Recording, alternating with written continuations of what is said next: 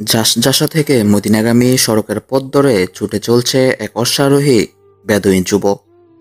যুবকের সুঠাম শরীর, চওড়া বুক ও শক্ত বাহু, পরিধানে বিশেষ ছাটের আরবীয় পোশাক। যুবক যে রাস্তাটা ধরে পথ চলছে সেটা বালুকাময়, আর দুধারের দৃষ্টিসীমা পর্যন্ত বিস্তৃত মরুপ্রান্তর। তাতে স্থানে স্থানে উঁচু উঁচু অসংখ্য টিলা।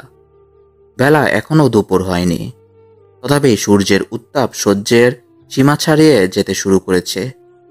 বাতাস গরম হয়ে গেছে, প্রখর রোদবালির কণাগুলোকে এমনভাবে জকমকিয়ে দিয়েছে যে মাঠের দিকে চোখ তুলে তাকানো অসম্ভব হয়ে উঠেছে।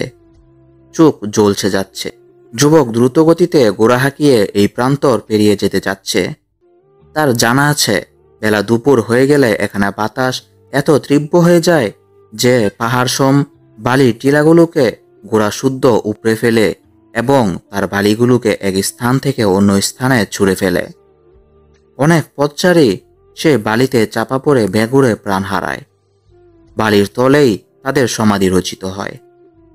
যুবক তীব্র গতিতে এগিয়ে চলছিল। হঠাৎ দেখতে পেল সম্মুখ দিক থেকে এক উষ্ট্রারোহী এগিয়ে এসেছে। সে তার উটটাকে হাঁকিয়ে নিয়ে আসছে। কাছাকাছি এসে ইসলামী তরিকায় সালাম দিল। বেদুইন যুবক সালামের উত্তর দিয়ে জিজ্ঞেস করল, তুমি কোথা থেকে আসছ?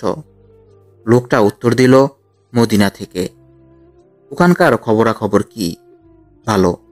ইরানে মুসলমানদের একের পর এক বিজয় অর্জিত হচ্ছে। আমিরুল মুমিনিন পরিকল্পনা নিয়েছেন চূড়ান্ত আক্রমণ চালিয়ে ইরানিদের শেষ শক্তিটুকু নিঃশেষ করে দেবেন। শুনেছি ইরানিরা নাকি বিভিন্ন স্থানে বিদ্রোহ করছে। আপনি ঠিকই শুনেছেন।